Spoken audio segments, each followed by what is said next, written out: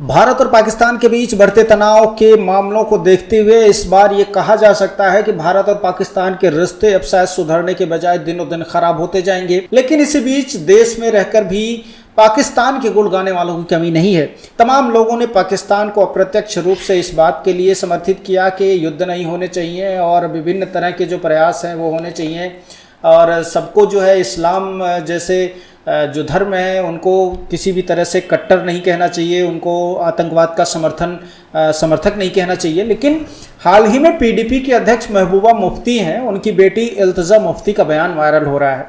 उन्होंने कहा है कि जब भी युद्ध की बात होती है तो जम्मू कश्मीर के लोग को बहुत तकलीफ होती है क्योंकि वो एक सीमावर्ती राज्य से हैं और हाल ही में जो हमला हुआ है उसके बाद जो तनाव उत्पन्न हुए उससे साफ जाहिर है कि युद्ध जैसे माहौल बन रहे हैं और अगर हुआ युद्ध तो इसका खामियाजा जो बॉर्डर के लोग हैं वही भुगतेंगे और नुकसान उठाएंगे। उन्होंने कहा कि युद्ध कभी भी इसका समाधान नहीं है। पिछले साल जब प्रधानमंत्री मोदी रूस गए थे तो उन्होंने अपने भाषण में कहा था कि युद्ध का युग खत्म हो चुका है।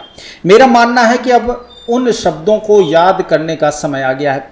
पीएम मोदी ने कहा कि रूस और यूक्रेन दोनों के साथ मेरे अच्छे संबंध हैं। मैं राष्ट्रपति पुतिन से कहता हूं कि यह युद्ध रोक दिया जाए क्योंकि ये युद्ध का समय नहीं है। मैं राष्ट्रपति जेलेंस्की से भी मित्रवत तरीके से कहता हूं कि भाई दुनिया में चाहे कितने भी लोग आपके साथ खड़े हों, युद्ध के मैदान में कोई समाधान नहीं निकलेगा।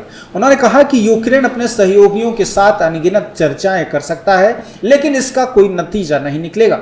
चर्चा में दोनों पक्षों को शामिल किया जाना बेहद जरूरी है।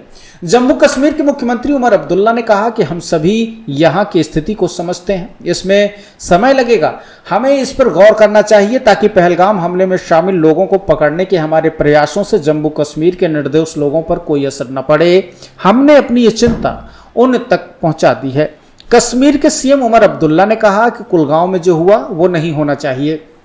लेकिन सिर्फ कुलगांव ही नहीं, कश्मीर के अलग अलग जगहों में गिरफ्तारियों की खबरें आ रही हैं। उन्होंने कहा कि पहली बार जम्मू कश्मीर, खासतौर पर कश्मीर के लोग हमले के खिलाफ सड़कों पर उतरे हैं और अपना गुस्सा दिखाया है। उन्होंने कहा कि उन्हें यह संदेश नहीं दिया जाना चाहिए कि उन सभी को सजा दी जा सकती है।